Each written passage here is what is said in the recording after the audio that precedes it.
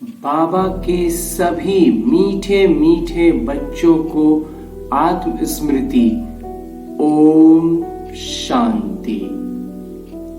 आज सभी बच्चों ने अपने अपने संस्कार अनुसार स्व स्थिति और परिस्थिति के अनुसार मुरली से मोती चुन लिए होंगे। अब पुरुषार्थ को तीव्र करने के लिए करते हैं मुरली मंथन, मुरली का विवेचन। आज की मुरली में बाबा ने सबसे पहले जो बात कही है वो है पढ़ाई की कद्र करना। हमें ये याद रखना है कि हमें ये पढ़ाई पढ़ाने वाले कौन हैं। स्वयं परम पिता परमात्मा शिव बाबा हैं। तो इसलिए लौकिक में दीदी भैया से रूठकर हमें पढ़ाई को छोड़नी नहीं है।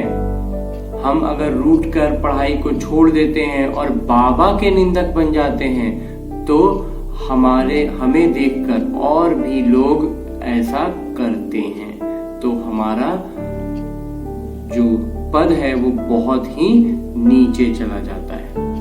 उसके बाद बाबा बताते हैं कि छात्रों का चयन के बारे में बाबा इस बार आज की मुरली में बोले हैं। बाबा कहते हैं कि जो कल्प पहले आए थे उनको ही मौका मिलता है पुरुषार्थ करने का।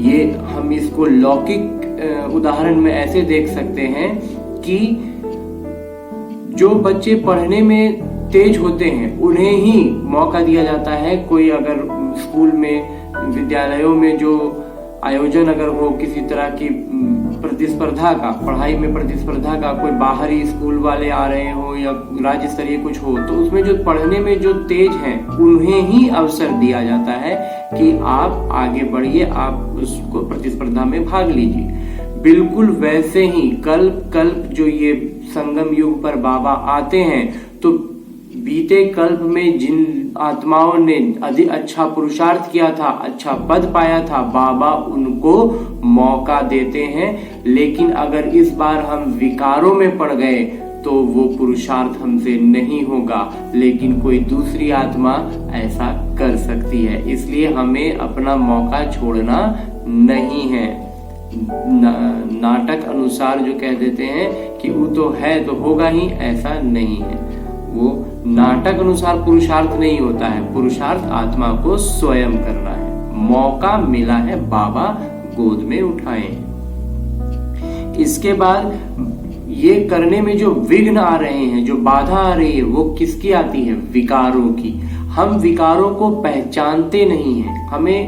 हम विकारों को बिल्कुल अलग दुनिया में समझते हैं कि वो सब कुछ अलग होगा, और हम यहाँ पर जो बता रहे हैं, जो पढ़ते हैं, बस उसमें समझ लेते हैं हाँ, काम क्रोध लोभ मोह ये सब विकार है। नहीं, हमें विकार को कुछ ऐसे समझना है कि जो विकार है ना, ये एक बिल्कुल हमारे ही जैसा बिल्कुल दिखने वाला, ये इंग्लिश में कहते हैं क्लोन, बिल्कुल हमारे जैसा दिखने वाला एक पर्सनैलिटी है, एक अभिव्यक्ति है जो सामने है। अब उसकी जो गर्दन है ना, वो गर्दन है काम विकार। किसी की गर्दन को पकड़ लें, किसी की गर्दन दबा दें तो उसके सारे अंग, फिर हाथ पैर सिर सब छटपटाएंगे, लेकिन वो कुछ कर नहीं पाएगा, कुछ भी उसके नियंत्रण में नहीं होगा। बिल्कुल काम विकार के साथ यही, विकार की इस पूरी छवि के साथ वही है। उसका जो काम विकार है वो उसकी गर्दन है।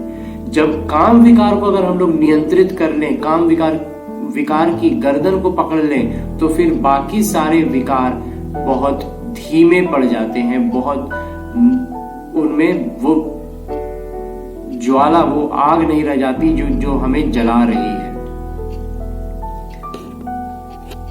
इसके बाद बाबा कहते हैं कि इन विकारों को पहचान के जब हम पुरुषार्थ करेंगे तो केवल अपना पुरुषार्थ नहीं करना है कि मैंने खुद को पवित्र बना लिया, मैं खुद आगे कर रहा हूं, बस हो गया। नहीं, बाबा कहते हैं खुद भी करो और औरों को भी सिखाओ, बताओ।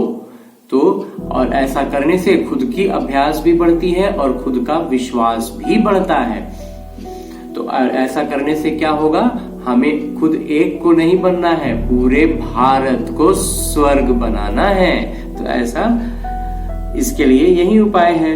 इसके बाद बाबा कहते हैं कि जो ऐसा नहीं करेंगे, जो पवित्रता को नहीं धारण करेंगे, वो क्या होगा? अभी आने वाले समय में मच्छरों सदृश पूरी चारों तरफ सिर्फ मृत्यु का ही नजारा होगा।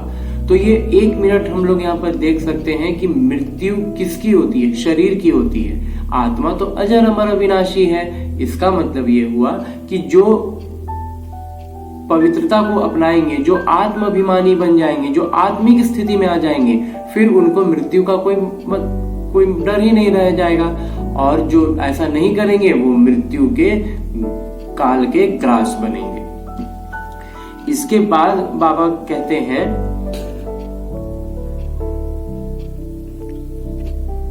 हमें ये जिम्मेवारी उठानी है कि हम खुद भी पढ़ेंगे और औरों को भी यह ज्ञान की बातें पढ़ाएंगे। इसलिए क्योंकि ये सबसे बढ़िया धंधा है। बाबा कहते हैं लौकिक धंधा में सब ठोकर भिट्टर मिलेंगे, यहाँ पर सब कुछ सच है। तो इसके लिए हमें जिम्मेवारी उठानी है। बाबा हर एक को कहते हैं कि सेवा बढ़ाने का पुरुषार्थी बनना है और अपने आप को उसके लिए जिम्मेवार मानना है। और जो ऐसा कर रहे हैं उनको न केवल जैसे कि लौकिक सेना में होता है ना कि कमांडर होते हैं, मेजर होते हैं, उनके ऊपर जिम्मेवारी होती है कि युद्ध बिल्कुल सही स्तर पर अगर युद्ध चल रहा है तो सही सब हो रहा है या नहीं। तो हम भी अभी किस परिस्थिति में, हम भी अभी युद्ध के मैदान में खड़े हैं। तो इस रावण से युद्ध के मैदान में हमें ये देखना है कि कोई यहाँ बागी तो नहीं, कोई धोखेबाज तो नहीं जो पतित अवस्था में है और यहाँ पर हमें उसके कारण ज्यादा परेशानी हो रही हो। क्योंकि बाबा कहते हैं कि माया अपना काम करेगी। जैसे बच्चे शिकायत करते हैं कि बाबा नींद नहीं आई, सोने नहीं देती है, बहुत दुख होता है और भी बहुत तकलीफें हैं। तो ये तो माया काम अपना कर रही है। आप क्या कर रहे हैं? आपने बाबा को याद किया। बाबा को याद करेंगे तो ये सारे माया के विघ्न बाधा सब हट जाएंगे। और एक बिंदु जो आज मुरली में बाबा ने कही कि हम भगत को बहुत सीधे साधे समझते हैं, लेकिन भक्ति में भी लोग ठगते हैं। कैसे ठगते हैं कि जब उनको लौकिक नुकसान, कुछ भौतिक नुकसान दिखेगा तो वो बेसमझ बन जाएंगे, और जब उनको कुछ फायदा दिखेगा तो उनको उनमें समझदारी आ जाएगी, वो ज्ञानी बन जाएंगे और वो ज्ञानी जाननहार भी बन जाए। तो ऐसा ये भी एक बिंदु आज बाबा ने बतलाया। तो हमें वो भक्ति वाले मुंह में नहीं जाना है। और आज वरदान में बाबा ने कहा है कि एकाग्रता को बढ़ानी है। एकाग्रता जब अधिक बढ़ेगी तो स्वाभाविक रूप पर उसके अनुभव बढ़ेंगे, और जब एकाग्रता के अनुभव बढ़ जाएंगे हमारे अपने जीवन में, तो उससे जो मन बुद्धि में उठने वाले जो विघ्न बाधा है वो उन्हीं अनुभवों द्वारा समाप्त हो जाएंगे। और इतना आज की मुरली से इतना ही मंथन। ओम शांति।